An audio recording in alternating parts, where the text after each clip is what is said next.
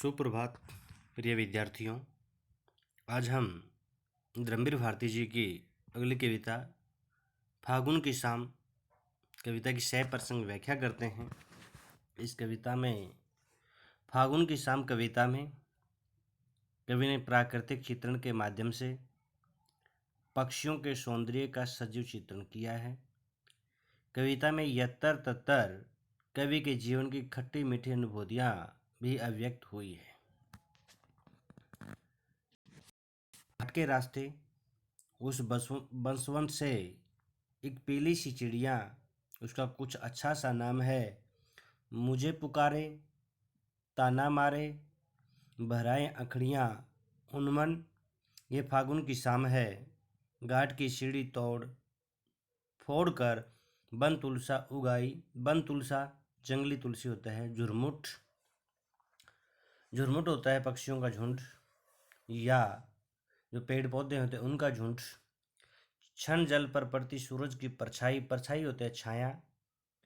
तोता पंखी किरणों में हिलती बांसों की टहनियाँ यहीं बैठ कहती थी, तुमसे सब कहनी अनकहनी। आज खा गया बछड़ा माँ की रामायण की पोथी। अच्छा अब जाने दो मुझको, घर में कितना काम है। इस सीढ़ी पर यहीं जहाँ पर लगी है काई। काई एक घास होता है जो पानी में उगता है। फिसल पड़ी थी मैं फिर बाहों में कितना शर्माई। यही न तुमने उस दिन तोड़ दिया था मेरा कंगन। यहाँ न आऊँगी अब, जाने क्या क्या करने लगता मन। लेकिन तब तो कभी न हम में तुम में पल भर बनती।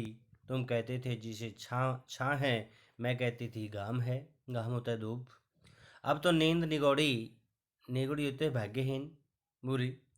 सपनों सपनों भटकी डोले, भटकती भटकी होता है भटकना। कभी कभी तो बड़े सकारे सकारे होता है सुबह सुबह। कोयल ऐसे बोल जो सोते में किसी विषैली, वैसीली होती है जहरीली। नागिन ने हो काटा मेरे संग संग अक्सर चौंक चौंक उठता सन्नाटा। संग संग चौंक चौंक में पुनरुक्ति प्रकाश अलंकार भी है। पर फिर भी कुछ कभी न जाहिर जाहिर होता है व्यक्त करना। करती हूँ इस डर से कहीं ना कोई कह दे कुछ, ये ऋतु इतनी बदनाम है, ये फागुन की शाम है। इस कविता का पहले प्रसंग देखते हैं किस प्रकार लिखेंगे। प्रस्तुत पद्यांश हिंदी की पाठ्य पुस्तक समकालीन हिंदी कविता में संकलित कविता फागुन की शाम से अवतरित है। इसके रचयिता प्रयोगवादी कवि डॉक्टर धर्मवीर भारती जी हैं। इस कविता में कवि ने प्रकृति चित्रण के माध्यम से पक्षियों के सौंदर्य का सजीव चित्रण करने के साथ साथ निजी जीवन की अनुभूतियों पर भी प्रकाश डाला है। व्याख्या करते हैं।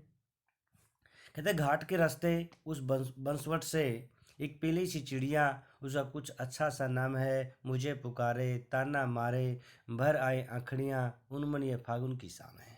इस अवतरण की हम व्याख्या करते हैं तो इसमें आसान सा है। घाट के रास्ते उस बंसवट से कहते हैं, कवि कहता है कि नदी के घाट के रास्ते में एक वट वृक्ष है, बरगद का वृक्ष है।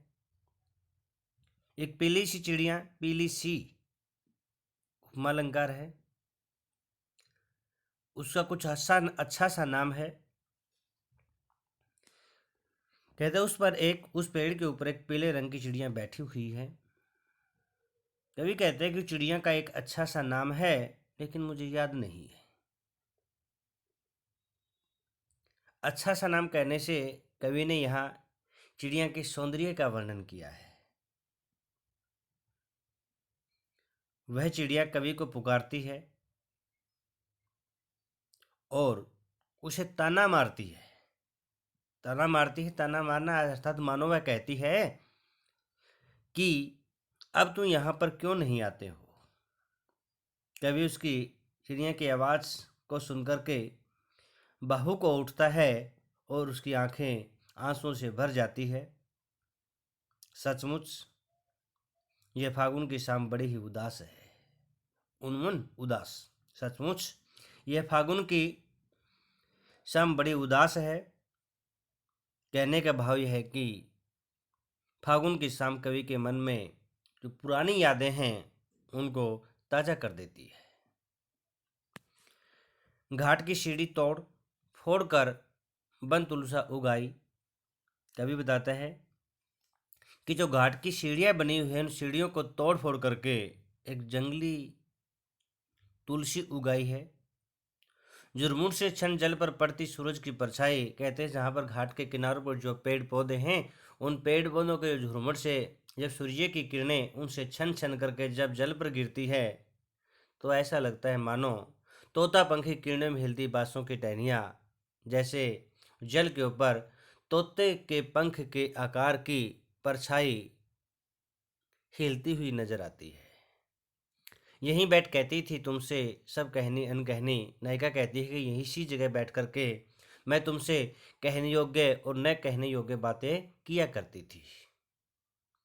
आज खा गया बछड़ा माँ की रामायण की पोथी। कवि कहता है कि आज सुबह सुबह आज मेरी माँ की जो रामायण की पोथी है पुस्तक है उस पुस्तक को हमारे घर का जो बछड़ा है वह खा गया है। अच्छा अब जाने दो मुझको घर में कितना काम है।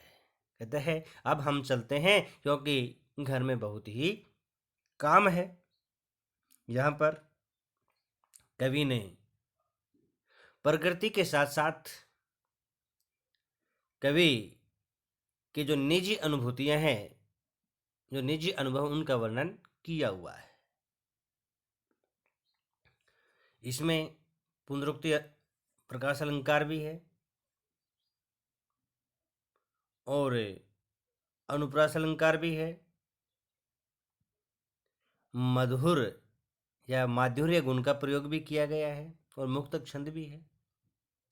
इस सीढ़ी पर यहीं जहाँ पर लगी हुई है काई फिसल पड़ी थी मैं फिर बाहों में कितना शर्माई।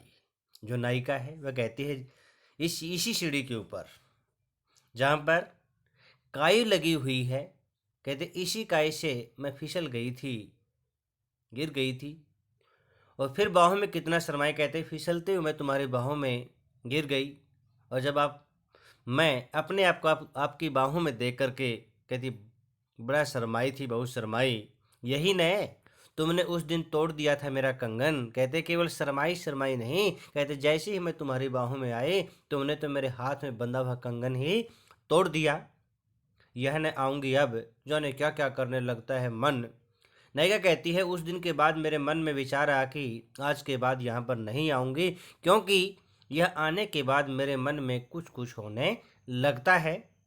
लेकिन तब तो अभी न हम में तुम में पल भर बंद। कहते उस दिन के बाद मुझ में और तुम में थोड़ी सी भी नहीं बनती है। तुम कहते थे जिसे छां है मैं कहती थी शाम है।